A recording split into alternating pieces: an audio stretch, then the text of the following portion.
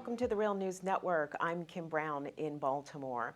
So it's been about 2 weeks since Election Day, and the North Carolina governor's race has yet to be resolved, mainly because the Republican incumbent, Governor Pat McCrory, refuses to concede. The Associated Press reported on Sunday that McCrory trails his Democratic opponent unofficially by nearly 7,000 votes. And some have accused Pat McCrory of flat out trying to steal this election. But in a new twist, McCrory himself says that his campaign was negatively impacted by voter fraud. So to bring us some clarity into this very confusing situation in North Carolina, we're joined with Alex Kotch. He is an independent investigative journalist based in Brooklyn, New York. His stories about money in politics, education, elections law, the environment, and social justice have appeared in outlets such as Alternet, The Smog Blog, Salon, The American Prospect, BillMorris.com, Truth Out, Raw Story, National Memo, and Facing South. Alex, we appreciate you being here. Yeah, thanks a lot for having me. Okay, Alex, so the first question is, if his opponent, Mr. Cooper, who is the Democratic Attorney General, who is Pat McCrory's Democratic opponent in this gubernatorial race, if Cooper has more votes than Pat McCrory, then why hasn't Pat McCrory conceded yet? Well, he does have more votes, and officially, like you said, it's around 6,500. Unofficial totals from Roy Cooper's lawyer are more like 8,500, and it's probably growing, but it's still under the 10,000 vote threshold. So McCrory can officially ask for a full state recount, which he actually just did minutes ago. But the fact is, he doesn't want to concede because all evidence points towards Cooper winning, but he wants to sort of harness a number of different state-based possibilities for him to actually end up as the governor for a second term, which may even in fact include the North Carolina General Assembly appointing him as governor. So what his tactic is to cast a lot of doubt about the electoral system itself, kind of almost echoing Donald Trump's rigged election claims before that election happened. And so what he's doing is casting a lot of his lawyers out to the counties, individual counties in North Carolina, where they are filing protests and challenges against individual voters. And there have been a handful of these claims made by Pat McCrory's campaign, and they have actually issued some challenges to a handful of counties in their Board of Elections throughout North Carolina, and all of these objections have been effectively swatted down. Is that accurate? Yeah, I believe at least 8 counties county boards of elections have rejected McCrory campaign's challenges. And I should say here that every county board of elections in North Carolina has a 2-to-1 Republican majority, and those Republicans were actually appointed by the governor himself.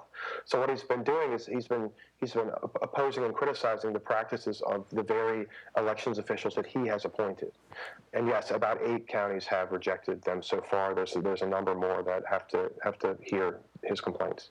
So as we mentioned earlier, that the McCrory campaign has suggested that there has been some voter fraud, in sort of implying that the Attorney General Cooper, his opponent, is, quote, circumventing the electoral process and allowing, quote, felons and dead people's votes to be counted. So, Alex, is there any evidence to suggest that this could be true? There's very, very little evidence so far. So the campaign has alleged, first of all, let's take felon voting. In North Carolina, if you're a convicted felon and you haven't fully served your prison term, your parole, and your probation, you're not allowed to vote. So it looks like a handful of people have done this in North Carolina. I saw a statistic today from the advocacy group Democracy NC, which stated that about 43 of these challenges have been issued so far. At least 18 of those were actually for people who were not convicted of felonies. They actually had been convicted of misdemeanors, and it's totally fine in North Carolina to vote with a misdemeanor. Some of the middle names of some of these voters had been transposed, so they were misidentified. I mean, there are people who are being accused of being felons who are not felons publicly, and so this is a major issue. In terms of dead people voting, state law does state that if you vote early and then you die before Election Day, your vote should not be counted. Again, there have been a very small number of these, quote, dead votes that may or may not have been counted. But I should also say these are premature complaints because these counties have not actually certified their final vote tallies in many cases. So they may have actually found this small handful of dead votes before they certified them. And just let me add one more quick thing. They're also accusing out-of-state voters for voting. And what I've seen so far is that these supposed out-of-state voters actually just happen to have the same name as a voter in a different state, and they're not the same person. So, Alex, what is the process and the timetable for the next steps here? I mean, because from what I understand, that the voter margin is so slim, as you said, less than 10,000 votes, and as you just broke news right here with us, that Governor McCrory has demanded a recount. So what are the next things that we can expect coming out of this race? Right. Well, the demand for a recount came right after a North Carolina State Board of Elections hearing that just happened. And they decided not to take over these challenges from the counties. They're allowing the counties to fulfill their duty to address the challenges themselves. But they are going to guide the counties as to how to deal with these challenges and complaints. So McCrory demanding a recount is what I believe to be something premature. I don't think he can. They're actually going to address that until the counties have submitted their final vote tallies. And I think it is actually quite likely, as these absentee ballots and provisional ballots continue to come in, that it might exceed the 10,000 votes threshold, in which case he won't be able to actually ask for a recount. But in terms of these counties, they continue to count these ballots, and they're going towards Cooper. I don't know the exact timeline of when they're supposed to certify their votes, but I expect now that the Board of Elections has had a hearing about it, it will happen fairly swiftly. So in your experience, Alex, have you seen a governor's race? I mean, we've seen close races before. This is not about the race being close. This is about one candidate seeming to disregard, at least on the surface, the outcome of the popular vote. And people have flat out accused Governor McCrory of trying to steal this race and sort of doing this backdoor option, as you mentioned earlier, of being appointed by the Republican-led state legislature. What needs to happen in order for that to happen? Is that a very likely scenario? I think it's fairly unlikely because of the national scrutiny. I mean, it would be a clear subversion of the voters' wills. But from what I understand, if an election is sufficiently contested, the votes are sufficiently in question, then the legislature does have the option of naming the winner. I believe if they can prove that he actually had more votes. And there's also a condition of that statute in North Carolina law that says that the courts cannot review the legislature's decision, which is a big threat to democracy as well. However, some other journalists have pointed out that that decision could make its way up to federal courts. Cooper's campaign could protest that and challenge it in federal courts, and federal courts could weigh in on that. So I think that is a potential endgame. I've been following North Carolina politics for a long time. I'm a North Carolina native. There hasn't really been anything beneath the Republican Party in North Carolina so far, so I would not doubt that if they have the option, they will probably try it. But I think that McCrory actually working and it being, going through the federal courts and it working is very slim. Alex, in your opinion, why was this race so close? Well, so this is very interesting because this is a state that Trump won by over 3%. The sitting GOP Senator Richard Burr won his race by, I think, close to 6%. So this was really a referendum on Pat McCrory himself. The Republican Party did well, Pat McCrory did not. And he came into office in 2013. He immediately disappointed moderate voters who thought that he was actually moderate himself. As the mayor of Charlotte, he was seen as a moderate and was quite popular. But he immediately capitulated to the far-right forces in the legislature.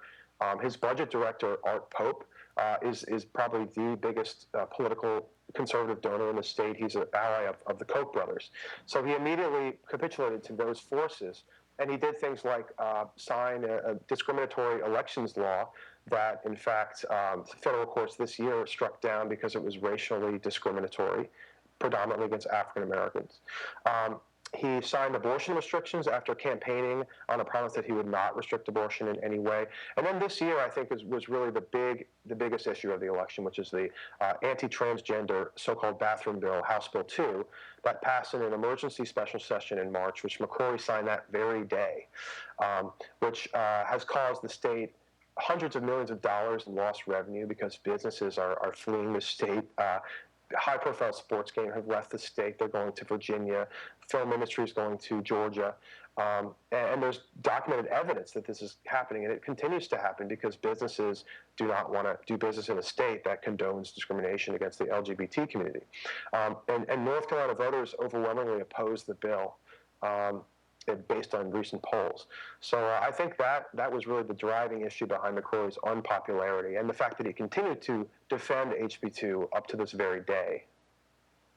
What's interesting, there's a lot interesting here, Alex, but what I find, I guess, interestingly coincidental is that North Carolina was ground zero for voter fraud allegations during this most recent election campaign cycle, and we actually still have some lawsuits pending, some court actions pending regarding how specific voters in targeted communities were handled at the polls and whether or not people who should have been allowed to vote were actually allowed to do so. Is this just a coincidence that we're seeing between this sort of disarray coming out of the gubernatorial race there and the whole voting rights / fraud issue that has also come out of North Carolina this season?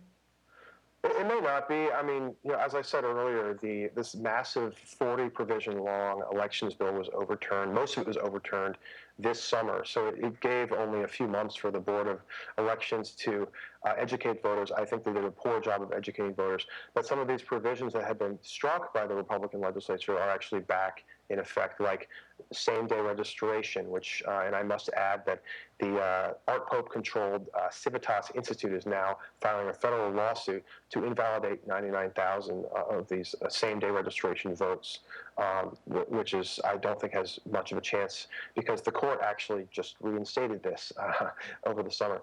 So there have been a lot of these kind of monthly changes to what's going on in the actual voting laws. There are a lot of complicating factors as well, like Hurricane Matthew hit the coast.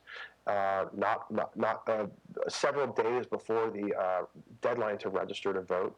And so a lot of these people were out of their homes. They had no transportation and no electricity. I mean, they couldn't register to vote.